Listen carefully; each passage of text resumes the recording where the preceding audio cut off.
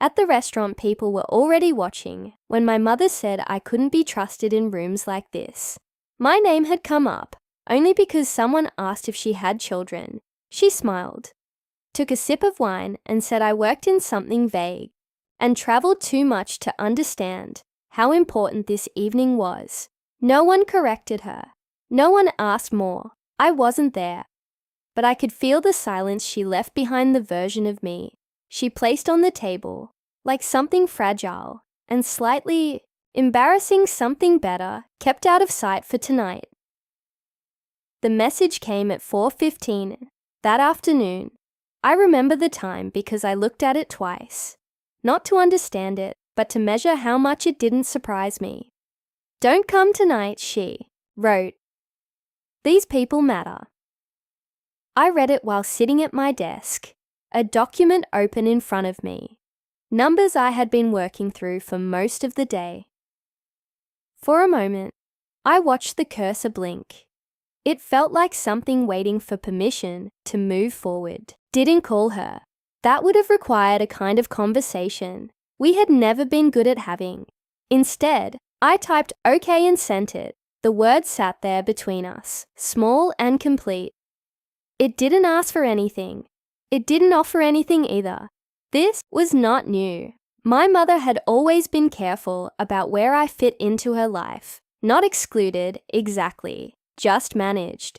Adjusted, depending on the audience. There were rooms where I was welcome, and rooms where I was something she preferred to explain away. Before I could enter, I learned that difference early. When I was younger, I thought it was about behavior. I tried to be quieter, then more polite, then more interesting, thinking maybe if I could be something impressive enough, she would stop editing me down to something smaller. It didn't work. The shape she needed me to be was never stable. It changed, depending on who was looking. By my 20s, I stopped trying to guess it. It was easier to step back than to keep adjusting. I built a life that didn't require her approval because I had learned slowly that it wasn't something she knew how to give. That afternoon, after her message, I closed my laptop and sat there for a moment. The office was quiet in that weekend way. The air steady, the kind of silence that makes small sounds feel deliberate. I packed my things without thinking much about it. There was no point in replaying the message. It had already said everything it needed to say. Driving home, I kept my attention on the road. Traffic lights turns the rhythm of something predictable. It helped.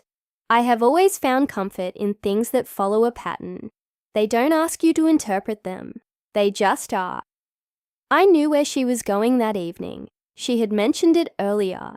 In the week, briefly, the way she mentions things. She wants to sound casual but has planned carefully.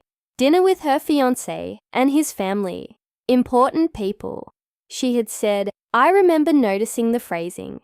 Then it wasn't the first time she had used it. Important people had always existed in a category.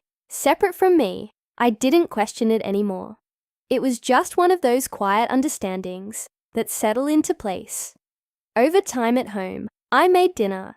Something simple, garlic oil pasta, the kind of meal that requires just enough attention to keep your hands busy. I kept my phone in my pocket at first, then set it on the counter without checking it. There was nothing I needed to read.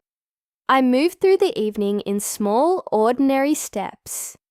Cooking, eating, rinsing dishes. The apartment felt steady, contained mine. There was a moment standing in the kitchen when I realized I wasn't angry. That used to confuse me. I thought there should be more of a reaction, something louder, something that matched the sharpness of what had been said. But the truth was quieter. It wasn't that it didn't matter. It was that I already knew where I stood. And when you already know, the moment itself doesn't land as a shock. It lands as confirmation. Finished eating and sat down, the evening stretching out in front of me. Somewhere across the city, my mother was beginning her carefully arranged dinner, placing herself into a version of the night that did not include me. I didn't follow it. I didn't imagine it. I just stayed where I was, in a space that didn't require me to become anything else. This wasn't the first time she had adjusted me out of something. It just felt clearer now, because I no longer tried to argue with it when I was a child. The adjustments were small enough to miss if you weren't looking directly at them. The way she would answer questions about me with half-truths. The way she would redirect attention before it settled too long. I didn't understand it then.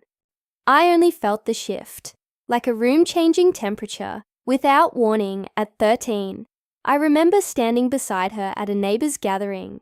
Someone asked what I liked to do. I started to answer something about books, about a project I had been working on.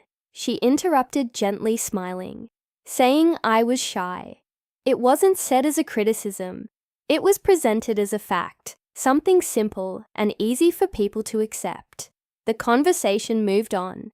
I stood there holding the rest of my sentence in my mouth, unsure where it was supposed to go. Later that night, I tried to explain that I wasn't shy, that I had just been answering the question. She told me I had misunderstood, that she was helping, that people didn't need too much detail. I remember nodding, not because I agreed, but because I didn't have the language yet to explain why it felt wrong. As I got older, the pattern became easier to see. It wasn't about accuracy. It was about control. She shaped the version of me that other people would encounter before I ever had the chance to present myself. Sometimes it made me smaller. Sometimes it made me simpler. It always made me easier to place. By the time I was in university, I had learned to manage it quietly. I stopped bringing her into parts of my life that mattered to me. It wasn't a decision I made all at once. It happened gradually in small omissions. I didn't tell her about certain opportunities. I didn't explain what I was building. It felt safer to let her keep a version of me that required no revision. She didn't notice the difference, or if she did, she didn't mention it. Our conversations stayed on the surface, moving between practical details and polite updates. Work was always described in general terms, consulting, busy, travel words that sounded complete but didn't invite questions. I built everything in that space. She never stepped into long hours, quiet risks, decisions that had no safety net. There were moments I thought about telling her, not for approval, but for acknowledgement. I imagined what it would sound like to say it plainly. This is what I do. This is what I've made. But every time I reached that point, I stopped. Not because I doubted the work, but because I doubted what would happen to it once it passed through her. I didn't want to watch something real get reduced to something manageable, so I kept it separate. That evening, while she sat at her carefully arranged dinner, I moved through my apartment with the ease of someone who no longer expected to be included. There was a kind of steadiness in that, not comfort exactly, but something close to it. I thought briefly about all the earlier moments that had led here, the interruptions, the quiet corrections, the times I had been introduced in ways that felt slightly off, as if I had been translated into a version that fit better into the room. It had never been one large thing. It had always been small, repeated, consistent. That was what made it difficult to challenge. There was no single moment to point to and say this is where it went wrong. It was a pattern built over time, one that taught me slowly that I was easier for her to manage than to understand. And once you learn that you stop offering parts of yourself that might be changed, you begin to hold them back, not out of secrecy, but out of preservation. That night was not different because of what she said. It was different because I no longer felt the need to correct it. I let it stand, and in doing that, I realized something I hadn't before. I was no longer trying to be included. The call came later that night. I had already cleaned the kitchen and turned off the lights, the apartment settling into that quiet, familiar rhythm I trusted. My phone buzzed. Once on the table, then again I let it ring the first time. When it started a second time, I picked it up without checking the name. It was a man's voice. Calm, measured. He introduced himself, and I recognized the last name immediately. Calloway. Spoke carefully, as if each word had been chosen before he dialed. He said he had just come back to the table after taking a work call. He said something had come up that he thought I should know. I didn't interrupt. I leaned against the counter and listened. He explained that during dinner, my name had come up, not fully, not clearly, just enough to exist in the room without substance. When he stepped outside to take the call, he realized the person he was speaking to was from my company. My company. He paused there just long enough for the meaning to settle. When he went back inside, he asked my mother a simple question, my name, then my work, and then he told her who I was. He didn't describe her reaction in detail. He didn't need to. There are moments that explain themselves without being spoken aloud. I thanked him for telling me. He said he wasn't sure if he should have called, but it felt wrong not to. Then he added something else quieter. He said he had worked under my leadership for years, and that what he had seen in that room didn't match what he knew to be true.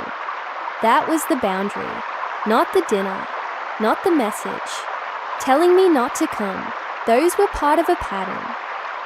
I understood the boundary was hearing my life something I had built carefully and deliberately reduced in a room where it mattered, and then corrected by someone who had no reason to defend me, except that it was accurate. I ended the call and set the phone down. I didn't move for a while.